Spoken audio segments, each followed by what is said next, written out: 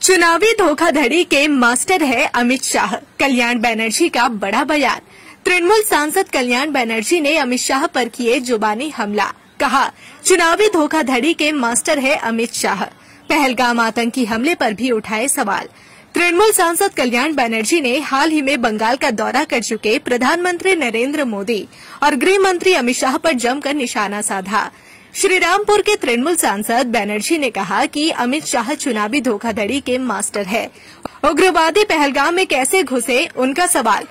कुछ उग्रवादी आए और पर्यटकों को गोली मारकर पैदल ही चलते बने, जबकि प्रधानमंत्री नरेंद्र मोदी और गृह मंत्री अमित शाह सो रहे थे। बीएसएफ कहाँ थी? पश्चिम बंगाल पर हमला होने पर इतनी सारी सीआईएसएफ और इतनी सारी बीएफ आती है। क्या पाकिस्तान कोई नया उग्रवादी देश है? प्रधानमंत्री नरेंद्र मोदी और गृह मंत्री अमित शाह कहेंगे, तब जाकर हम लोग मानेंगे और फिर हमें पता चलेगा दो ही बेकार लोग हैं। इससे पहले 2024 में उन्होंने कहा कि इस बार 400 पार। उसका क्या हुआ? कल्याण बनर्जी ने कहा कि अमित शाह ने सबसे ज्यादा चुनावी धोखाधड़ी की है। वे चुनावी धोखाधड़ी के मास्टर हैं। उन्होंने गुजरात में क्या कम चुनावी धोखाधड़ी की?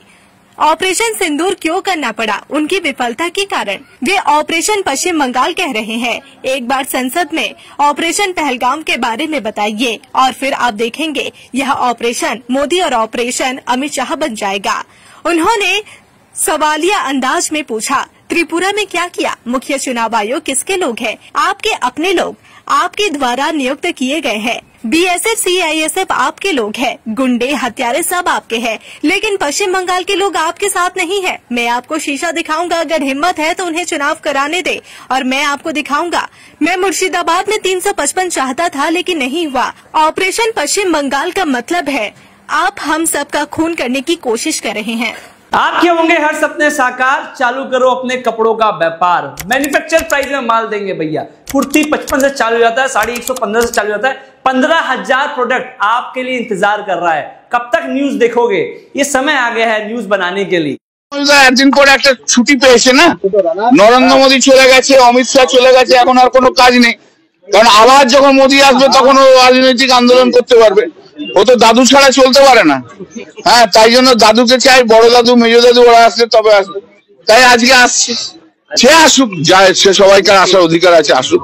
কিন্তু বড্ড লেট হয়ে গেল না। মোদী বলে গেল, অমিত শাহ বলে গেল, ওই সময় ব্যস্ত এত, তাই জন্য এই অমিত শাহ এত কিছু বলে গেলেন যে এখানে অনুপ্রবেশ নিয়ে, এখানে এ নিয়ে সমস্ত কিছু বলে গেলেন। নিজের দোষ, নিজের গাফিলতি সমস্ত অন্য জায়গায় ফেলে। যদি বাংলাদেশ থেকে আসে, তা চলে আসে, তাহলে কার ফল্ট? বিএসএফ এর ফল্ট। তুমি বিএসএফ কে কাজ করাতে পারছো না কেন? That's your great fault. BSF কেন কাজ করতে পারছে না? তা তোমার কিসের ইন্টারেস্ট আছে? তুমি বিএসএফ কে দিয়ে কাজ করাচ্ছ না।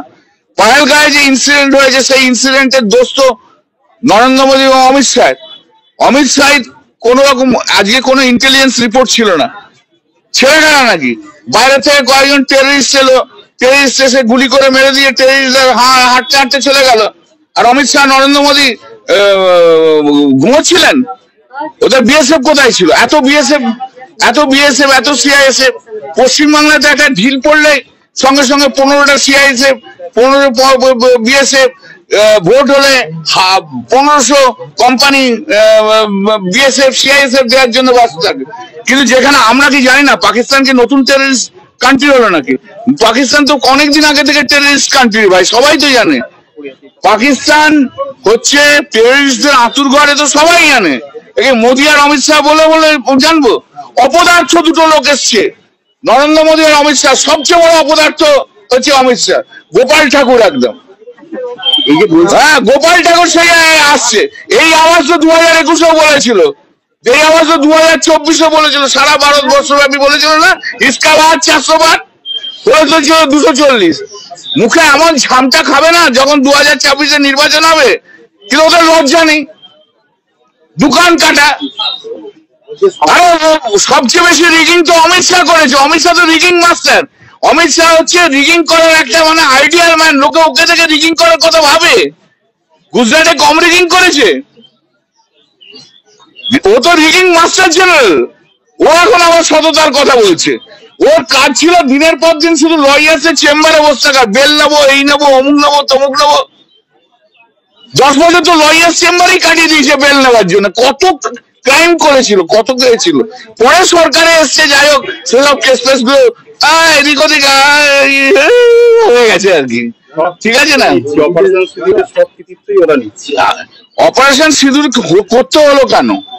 অপারেশন সিঁদুর করতে হলো ওদের ব্যর্থতার জন্য। তো ওরা ব্যর্থ ছিল, সেদিনকে আটকাতে পারেনি টেররিস্টদের, তাই জন্য এখন মানুষকে ডাইভার্ট করার জন্য, অন্য কোনো চিন্তা ভাবনা গুলোকে ডাইভার্ট করার জন্য অপারেশন সিঁদুর বলছে। উনি তো অপারেশন সিঁদুর, অপারেশন বেঙ্গল বলেছে। আমরা তো একটা স্পেশাল সেশন চেয়েছি যে ওই পয়ালগাঁওর ইনসিডেন্ট নিয়ে বলার জন্য।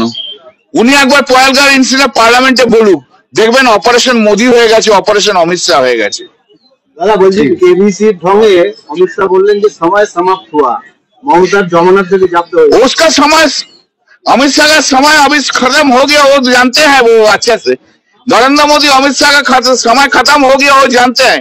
सुनुन, যে অমিত শাহ নরেন্দ্র মোদী সরকার দুটো স্ক্র্যাচের ওপরে চলে না, দুটো স্ক্র্যাচ দিয়ে চলে, নিজের পায়ে দাঁড়াতে পারে না, তাদেরকে এসব কথা বলা মানায় না।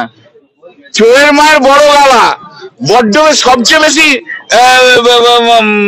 রিগিং করেছে। ত্রিপুরাতে তো রিগ করে 90%, 5% পঞ্চায়েত নিয়েছো। আসামে 80% পঞ্চায়েত করে নিয়েছো রিগিং করে। আরে রিগিং করবো কি? চিফ ইলেকশন কমিশনার তো তোমার হাতে অ্যাপয়েন্টমেন্ট, তোমার নিজের লোক, আরে তোমার ডিপার্টমেন্টের লোক অমিত শাহ। আমি আর অন্য ওয়ার্ড ইউজ করছি না, তাহলে আরো মুশকিল হয়ে যাবে। কনস্টিটিউশনাল পোস্ট হোল্ড করে একটু সম্মান দিয়ে বলছি, তো নিজের লোক। চিফ ইলেকশন কমিশনার তোমার লোক, ইলেকশন সব লোক তোমার লোক।